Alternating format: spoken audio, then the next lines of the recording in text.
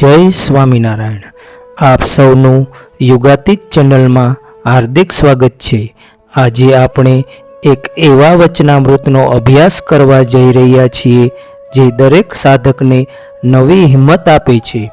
ધ્યાન કરવામાં કાયર ન થવું।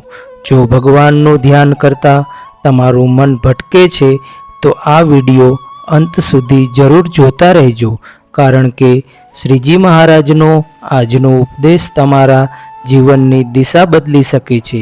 તો ચાલો શરૂ કરીએ। સ્વામિનારાયણ હરે, સ્વામિનારાયણ હરે। વચનામૃત ગઢડા પ્રથમ પ્રકરણનું 15મું। ધ્યાન કરવામાં કાયર ન થવાનું। સંવંત 1876ના માગસર વદી ત્રીજને દિવસ શ્રીજી મહારાજ શ્રી ગઢડા મધ્યે દાદા ખાચરના દરબારમાં વિરાજમાન હતા અને સર્વ શ્વેત વસ્ત્ર ધારણ કર્યા હતા અને પોતાના મુખારવિંદની આગળ સર્વ સાધુ તથા દેશ દેશના હરિભક્તની સભા ભરાઈને બેઠી હતી।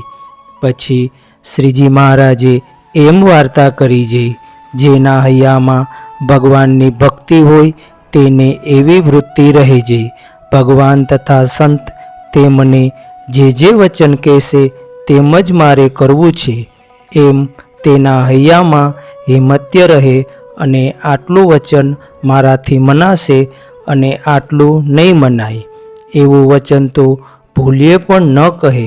અને વળી ભગવાનની મૂર્તિને હૈયામાં ધારવી તેમાં સુરવીરપણું રહે અને મૂર્તિ ધારતા ધારતા જો ન ધરાય તો પણ કાયર ન થાય અને નિત્ય નવીન શ્રદ્ધા રાખે અને મૂર્તિ ધારતા જ્યારે ભૂંડાઘાટ સંકલ્પ થાય અને તે હઠાવ્યા હઠે નહીં તો ભગવાનનો મોટો મહિમા સમજીને પોતાને પૂર્ણ કામ માનીને તે સંકલ્પને ખોટો કરતો રહે અને ભગવાનના સ્વરૂપને હૈયામાં ધારતો રહે।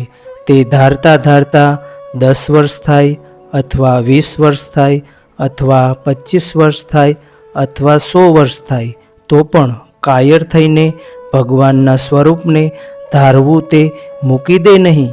કેમ જે શ્રી કૃષ્ણ ભગવાને ગીતામાં કહ્યું છે અનેક જન્મ સંસૃધ્ય તસ્તતો યાતિ પરાગતિમ। તે માટે એમને એમ ભગવાનને ધારતો રહે એવું જેને વર્તતું હોય તેને એકાંતિક ભક્ત કહીએ। ઇતિ વચનામૃતમ ગઢડા પ્રથમ પ્રકરણનું 15મું। વહાલા ભક્તો, આ 15મા વચનામૃતમાં શ્રીજી મહારાજે પોતાના ભક્તો માટે ધીરજ અને સુરવીરતાની વાત કહી છે। મહારાજ કહે છે કે સાચો ભક્ત એ છે જે ભગવાન અને સંતના વચનો પાળવામાં ક્યારેય આનાકાની ન કરે અને ક્યારેય એવું ન વિચારે કે મારાથી આ વચનો પડાશે અને આ નહીં પડાય। જો શ્રીજી મહારાજનો આ પ્રેરણાદાયી ઉપદેશ તમારા દિલને સ્પર્શી ગયો હોય તો વિડીયોને લાઈક કરજો અને કોમેન્ટમાં જય સ્વામિનારાયણ લખજો।